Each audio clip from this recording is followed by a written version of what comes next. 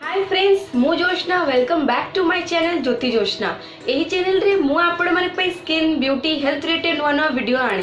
तो फ्रेंड्स, आपण माने आम चैनल को सब्सक्राइब कर नियंतु, ता सहित साइड रे थिबा बेल आइकन को प्रेस करंतु, जहा फल रे आम लेटेस्ट वीडियो रो अपडेट सर्वप्रथमे पाई परिबे। फ्रेंड्स, एबे चलुछि समर सीजन।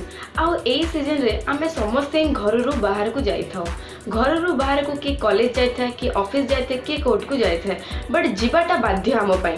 तो फ्रेंड्स, घर रु बाहर को गला माने ही आम फेस रे गोटे ब्लैक रंगर लेयर पड़े जाए, जहाँ को आमे टैनिंग ना रे जानी थाउ। तो यही टैनिंग को दूर करने पे आमे समस्ते आजिकल मार्केट रे मिलुछि शीट मास्क। यही शीट मास्क को अप्लाई करें जो फेस रो टैन को दूर करता एवं निज फेस को ग्लोइंग बने था।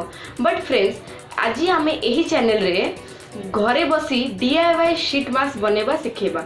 तो फ्रेंड्स, मु आज आपण मन को देखेबी घरे आपण माने किपरि भाबरे DIY शीट मास्क बने पारिबे। बिकॉज DIY शीट मास्क बहुत कॉस्टली आसे, जहाँ मो पॉकेट फ्रेंडली नहीं। से फ्रेंड्स, मु यही DIY शीट मास्क को बने अप्लाई करली, जहाँ मते बहुत इफेक्ट मिलला एवं बहुत मो फेस मध्य बहुत ग्लोइंग देखागला। से फ्रेंड्स, मु आपण मान सहित एई वीडियोटी आनिछि। जदि फ्रेंड्स एई वीडियोटी आपण मान को भल लागे तो निश्चय गोटे लाइक करिवे।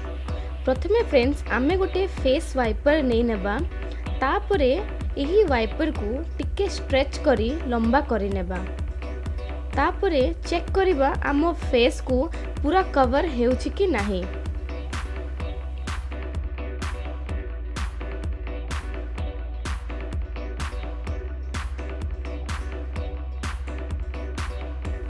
एबे आमे हमर आईज को होल करिबा। मु एठी चिन्ह करी आईज पाखरे काटी होल करी नेली।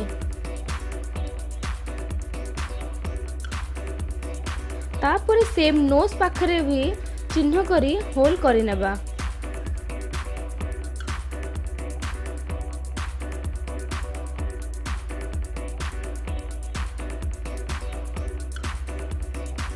एबे एट लास्ट रे माउथ माने लिप्स पाखरे चिन्ह करी काटी नेबा। देखंतु फ्रेंड्स, मु काटी नै छी। पूरा परफेक्ट तो होइनी, बट चलिबो फ्रेंड्स। एठी मो फेस टिके फनी देखा जाउछि, बट इग्नोर करंतु। एबे आमे सीरम बनेबा। सीरम बनेबा पई प्रथमे गोटे बाउल नै नेबा। सेथिरे टमाटो को पेस्ट करी जूस बाहर करि नेबा। 2 चम्मच टमाटो पल्प एठी ऐड करबी मु। सेकेंड रे गोटे चम्मच ग्लिसरीन एथिरे ऐड करिबा, टिके मिक्स करि नेबा। थर्ड रे गोटे चम्मच एलोवेरा जेल ऐड करिबा, पुणी थरे भल भाबरे मिक्स करि नेबा। लास्ट रे गोटे चम्मच रोज वाटर, मु एठी डाबर रोज वाटर ऐड करूछि। एबे सबु जिनिस को भल भाबरे मिक्स करि नेबी। एबे फ्रेंड्स, चलंतु देखिबा किपरि अप्लाई करिबा। रेडी करिथिबा शीट को एही सीरम रे डिप करी 1 सेकेंड छाड़ी दियंतु। तापरे एही शीट को सीरम रु बाहर करी फेस रे लगे नियंतु।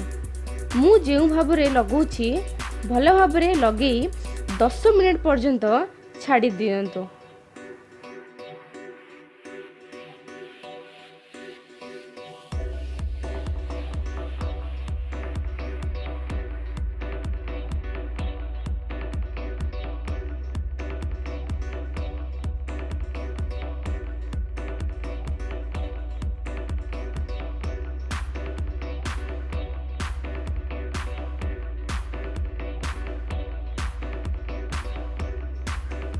दस मिनिट हेबा परे शीट को काढ़ी दियंतु। तापरे फेस रे जो सीरम लागी रहिथिबो ता सहित फेस को मसाज करंतु। बाउल रे बंची थिबा सीरम भी व्यवहार करी मसाज करंतु। भला भाबरे आउ 5 मिनिट पई मसाज करिबा।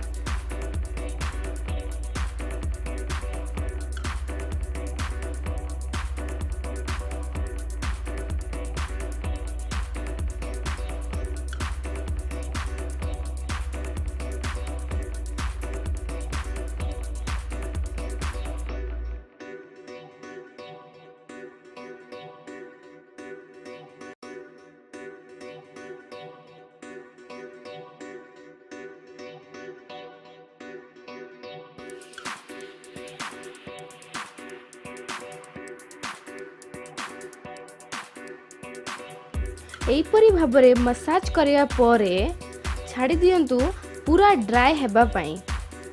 भल भाबरे ड्राई हेबा परे फेस को नॉर्मल पानी रे धोई नेबे। कौनसी फेस वॉश यूज करिवेनी, नॉर्मल पानी रे ही फेस को धोइबे।